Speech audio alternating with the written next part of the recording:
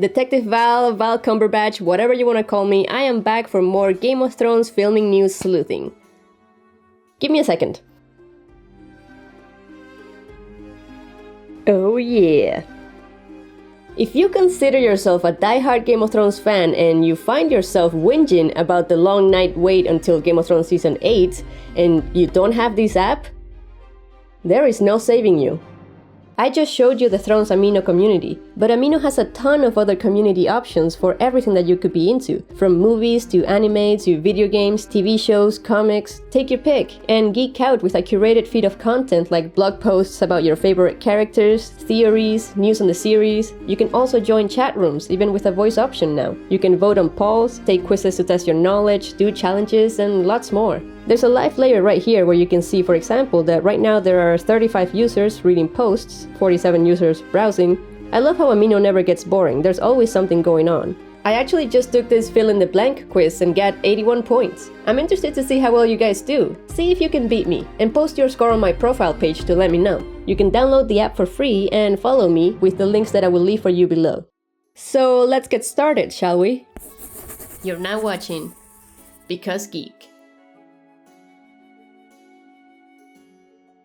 As always, I like to start putting together my evidence by giving you the full list of episodes with their directors. But this time, I'm also gonna give you the writers because they will be quite important. We know that this season will have only 6 episodes. Episodes 1, 2, and 4 will be directed by David Nutter. Episodes 3 and 5 will be directed by my beloved Miguel Sapochnik. And surprisingly, but not so surprisingly, episode 6 will be directed by Benioff and Weiss.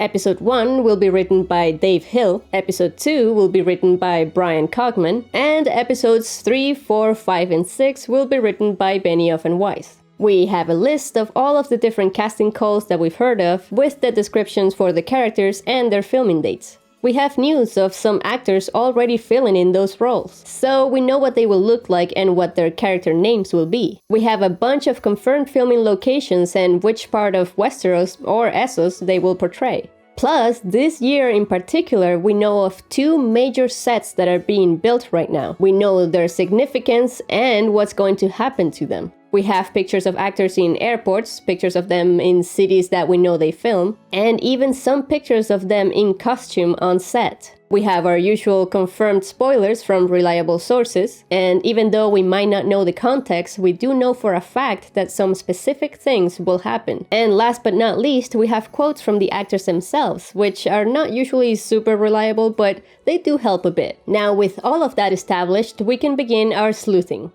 In this video, I will focus on what we may see in episode 1. So, what clues do we have? Well, we know it's been written by Dave Hill, it's been directed by David Nutter, and we have one confirmed spoiler for the opening scene of the season. The peeps from Watchers on the Wall say that reliable sources have let them know that the opening scene will happen in Wintertown, which is a town just outside of Winterfell. Not where the armies are camping out, but it's a town that has been mentioned or seen a few times throughout the seasons. One of those times was when Brienne and Podrick were staying there, when they were keeping an eye on Sansa in season 5. Remember that window that Brienne was using to look at Winterfell? Yeah, she was in Wintertown. That's what you can use to kind of gauge how far Wintertown is from Winterfell. Now, we also know that this scene will involve one minor character that I'm assuming is from the north. So it could be someone like Maester Walken, or a random northern lord that is visiting the town. But where do we go from here? Well, we can start by looking at where we left off the Winterfell storylines last season. We know that Sansa, Arya, Bran, and Sam are at Winterfell, and we know that Jon and Dany are on their way to Winterfell from Dragonstone. We also know that they're coming from 2 different directions. The Dothraki are marching up the King's Road, and the Unsullied, with Jon, Dany, and the rest of the cast, are coming in from White Harbor. We also know that the Army of the Dead has just gotten past the wall. But I am confident that the opening scene of Season 8 is way too early to see this army reaching Winterfell, so let's focus on something that's a lot more likely. In my mind, the opening scene being at Wintertown could have 1 or 2 purposes. Wintertown is around here on the map, so it would make sense if we see one or both of Dany's armies ride or march past the town.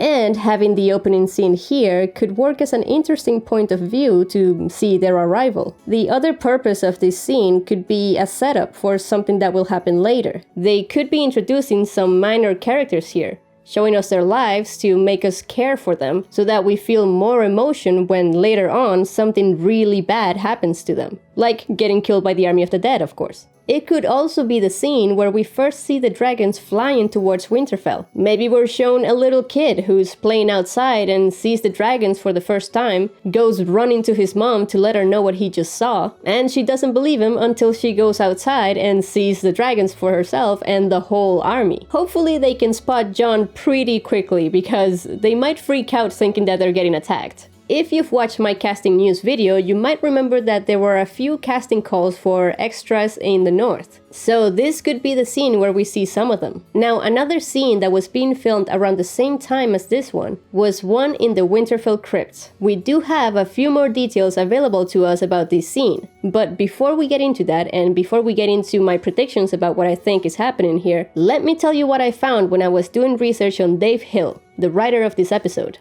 First of all, who is Dave Hill? Dave Hill used to be an assistant writer for Game of Thrones in seasons 2, 3, and 4, until he came up with the idea to have Ollie become a more important character by having him join the Night's Watch, and ultimately be the one who would kill Ygritte. Yep, that was Dave Hill's idea, and it got him a promotion to full writer in season 5. If I understand it correctly, what David and Dan liked about Dave Hill was his creative way to find more uses for extra characters. And since we've already been talking about extras in this episode, that all lines up.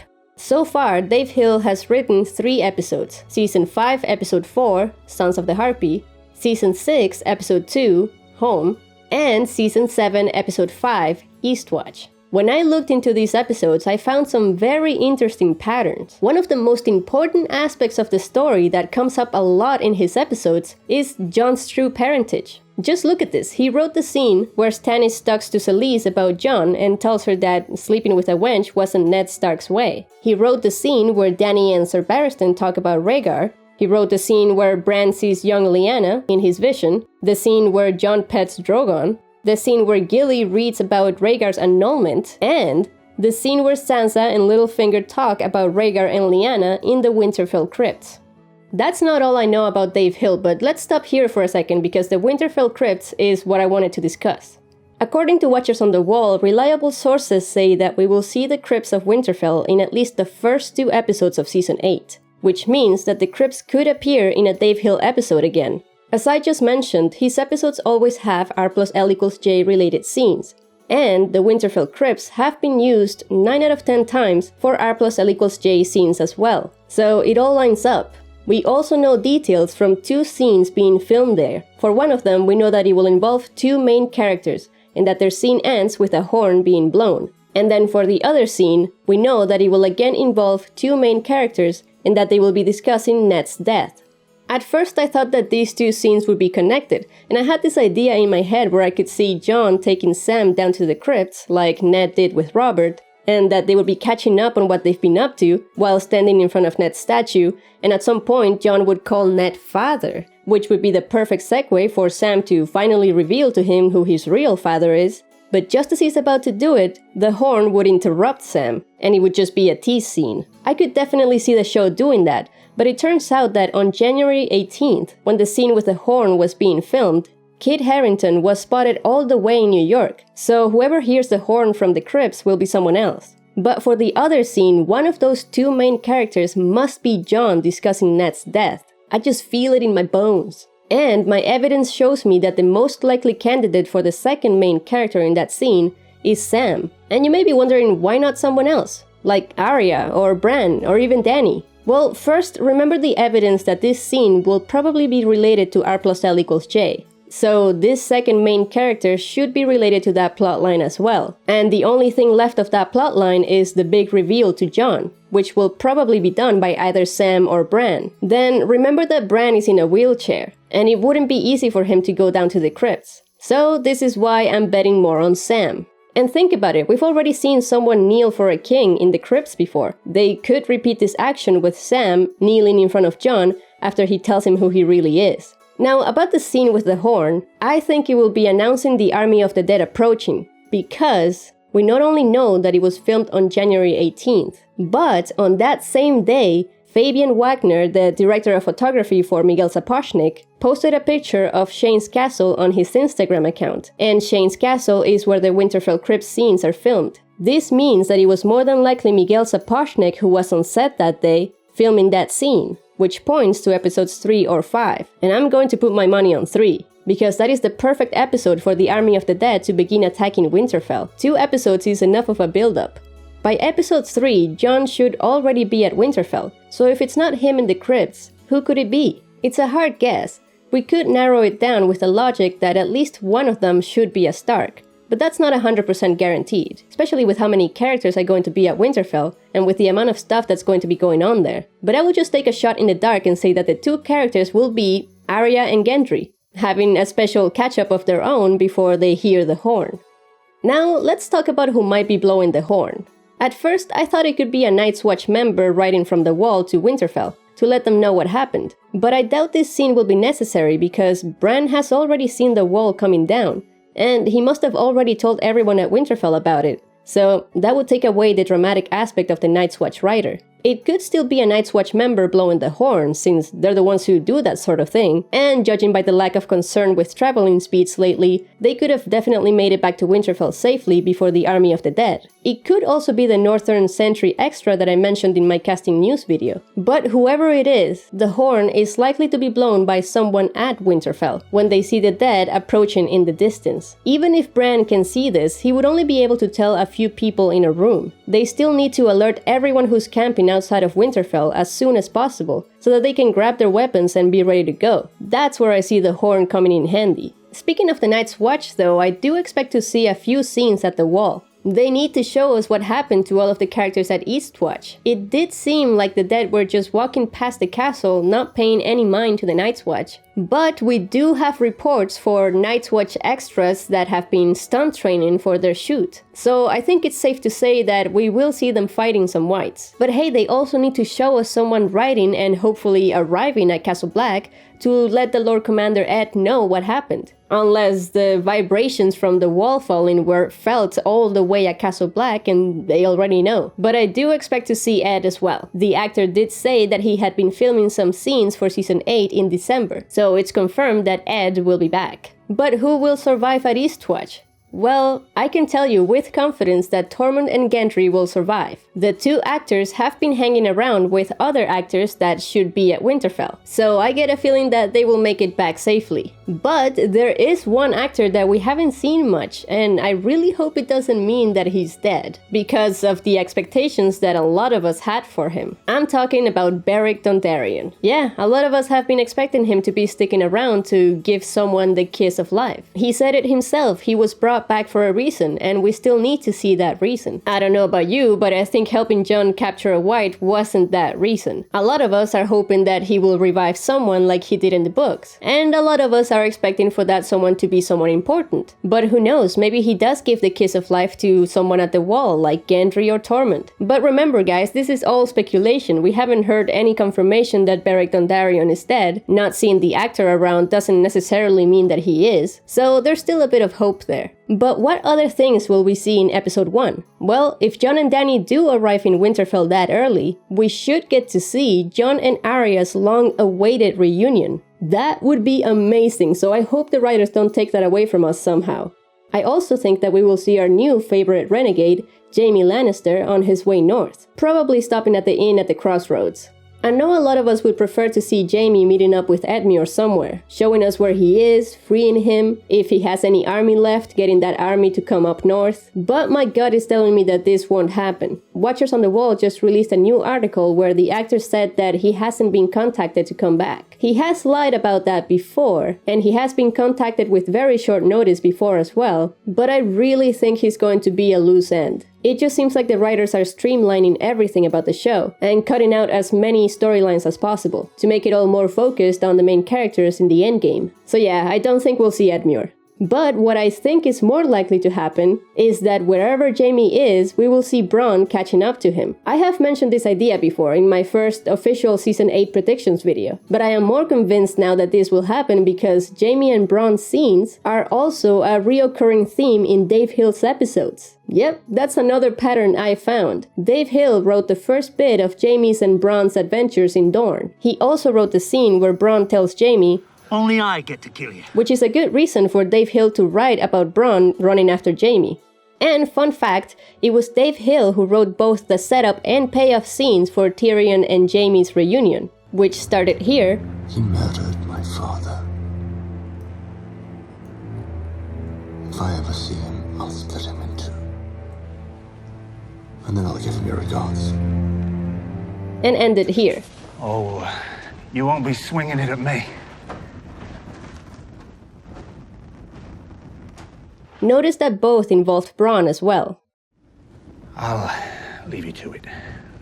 Now, one of the most important scenes I think we might see in episode 1, which I also have evidence for, is Cersei's miscarriage. For those of you who have no idea what I'm talking about, this scene became popular near the end of season 7, when people realized that it had been included in the leaked plot, but that we never got to see it. According to that leak, there would be a scene where Cersei wakes up in a pool of blood, and everyone assumes that she had a miscarriage. Since everything else on that plot leak was accurate, it's safe to assume that this scene was legitimately written for the show, but that it ended up getting deleted. That seems like a major part of the plot to just delete it completely. So this is why I think we will still get to see it in season 8. And since it was supposed to be included in the last episode of season 7, it also makes sense to see it in the first episode of season 8. The other supporting evidence I have for this is, again, Dave Hill. Because it was Dave Hill who wrote the first scenes for Cersei's pregnancy, including the ones that involved Qyburn. So seeing Qyburn dealing with Cersei's miscarriage in a Dave Hill episode would be par for the course. I'm actually not done with the patterns I found in Dave Hill's writing yet. There are a lot of Azor Ahai references in his writing as well, so we might see something related to that. And other than maybe writing a lot of emotional scenes, he loves to bring up lore in his episodes. He's always making his characters mention a bunch of house names, even obscure ones. He brings up characters from the history of that world. This actually makes a lot of sense when you realize that Dave Hill became the official writer for those history and lore videos that were added as extra content on the Blu-rays. See, he wrote about Wintertown in one of those, so it makes sense that he wants to use it in his episode. He has also brought up the Manderlys before, which makes me hope that we will actually see White Harbor. But we haven't heard any casting calls for Lord Manderly, only one new female character called Wyla, and there is a Wyla Manderly, but the spelling wouldn't be correct. Some people also think that this Wyla could be the one who took care of baby Jon, who could end up being the witness that the Northern Lords need to confirm Jon's true parentage. I don't really see a need for that though, or a need to show her in another vision, but I'm just giving you all the possibilities currently being discussed for that character. Speaking of houses in the north, I can definitely see episode 1 finishing up with the scene where we see the army of the dead approaching Last Hearth, the seat of House Umber. We know that Ned Umber and Aly Skarstark will be back for season 8, so I'm sure that we will see both or at least one of those castles getting attacked by the army of the dead. If you look at the map, it's possible that they only attack Last Hearth, because Carhold is a bit out of the way, but we'll just have to wait and see for that. This also makes me think that it could be a writer from one of those houses who blows the horn that we were talking about earlier, to warn people at Winterfell. Man, I talked so much about Dave Hill in this video that I didn't even get a chance to look into David Nutter. I want to look into his episodes to see what other clues and patterns I can find in there. But I will leave that for the next video. For now, thank you so much for watching this video, guys. Leave a like if you liked it, subscribe for more, and I will see you in the next one! Woo. A look at where we left off Winterfell. My casting.